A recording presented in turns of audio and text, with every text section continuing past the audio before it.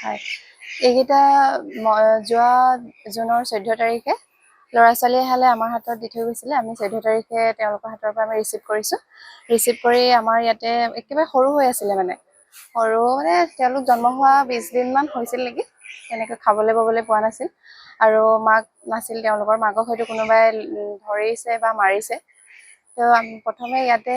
মানে বহুত সৰু হৈ আছিলে মই গাখীৰ খুৱাই ডাঙৰ কৰিছিলোঁ প্ৰথম গাখীৰ দিছিলোঁ তাৰপিছত কল দিলোঁ এতিয়া মাছ দিছোঁ আগতে চৰাই কৰিছোঁ চৰাই আছিলে কিছুমান বহুত পৰিভূমি চৰাই হ'লেও তেনেকৈ ৰেস্কিউ কৰি আনো দুখ পোৱাবোৰ আমি ভেটেনেৰীত নিওঁ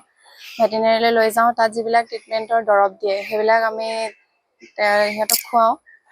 যেনেকৈ দিয়ে তেনেকৈ তাৰপিছত যেতিয়া সুস্থ হৈ যায় প্ৰতিপালন কৰি কেনেকুৱা লাগিছে এইকেইটা ভাল লাগিছে মানে মোৰ এতিয়া ৰিলিজ কৰি দিবলৈ মোৰ বেয়া লাগিছে মানে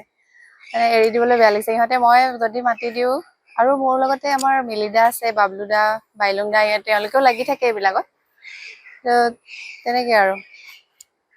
মোৰ নামটো প্ৰীতিৰেখা গগৈ মই 2023 চনত ইয়াত জইন কৰিছিলোঁ 3 বছৰ এয়াই আৰু